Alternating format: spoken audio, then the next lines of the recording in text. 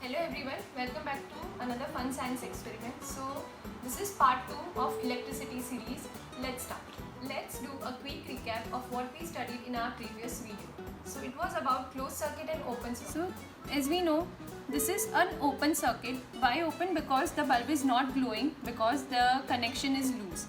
And now if we connect this two, the bulb is glowing, so it is a closed circuit. So this is what we learned in part 1.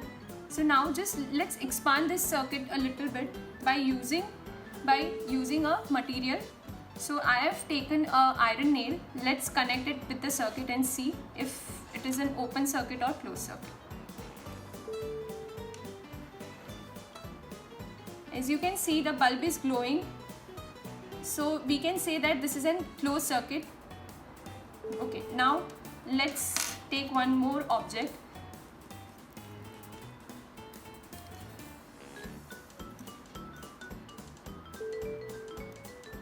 So as we can see, the bulb is not glowing when taking this object. So this is a straw which is made up of plastic. So you can say that this circuit is behaving as an open circuit in spite it seems to be closed. Why is it happening? Let's find out. The first object that we took was an iron nail. It is made up of metal.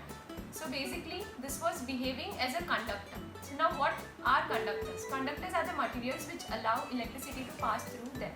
So that's why when we attached this iron nail in the circuit, it was behaving as a closed circuit and the bulb was glowing. So basically this was allowing electricity to pass through the circuit and it was allowing the bulb to glow. Now the second object that we used was a straw. It is made up of plastic and it was behaving as an insulator. So insulators are the substances which do not allow electricity to pass through them. That's why when we connected this insulator in the circuit, the bulb was not glowing. So this is what conductors and insulators are. Let's see some more examples or some more objects that we can take from our house and check whether they are conductors or insulators. So I have taken some materials which we will be connecting with the circuit to check whether they are insulator or conductor. So this you can find it at home easily. Okay, let's start. So first I am taking a pencil. As you can see, I have not sharpened it from any side. Let's try this.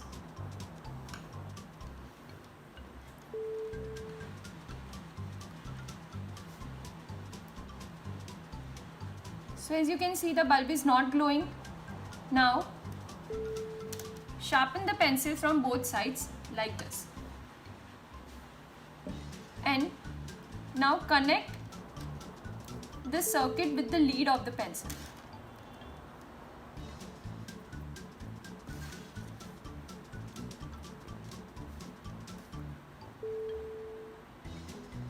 So as you can see, the bulb is glowing.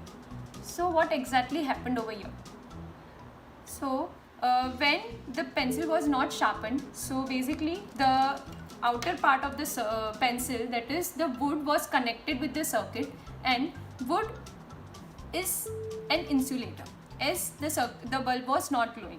But when we sharpened the pencil from both the sides and we connected the lead of the pencil with the circuit, the bulb glowed. So basically the lead of the pencil is made up of a material called graphite, which is a very good conductor of electricity. Let's take some more examples. So next object I am taking is a chalk.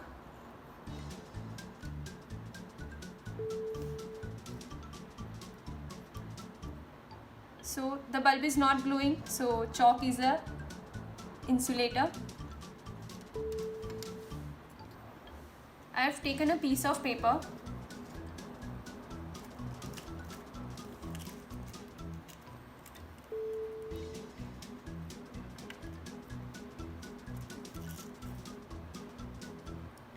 So as you can see, the bulb is not glowing, so paper is an insulator. Now I have taken a piece of aluminium foil.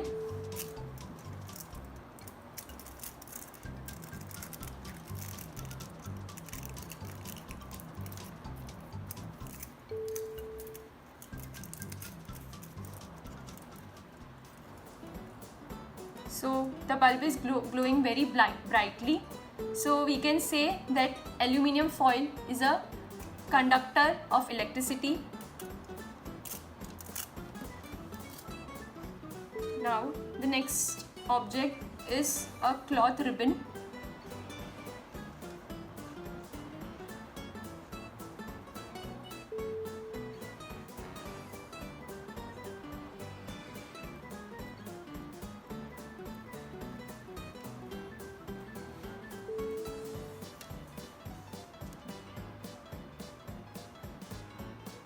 So the bulb is not glowing again.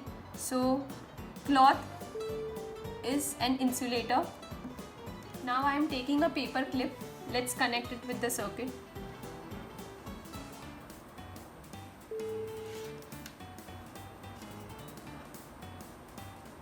So again, as you can see, the bulb is glowing. So we can say that this paper clip is a conductor. So I took many objects today to test whether they are conductor or insulator. So kids, now it's your turn to check whether the objects that are available at your house are conductors or insulators. Do write us in the comments and tell which objects that you find at your house are conductors and which are insulators. Thank you so much.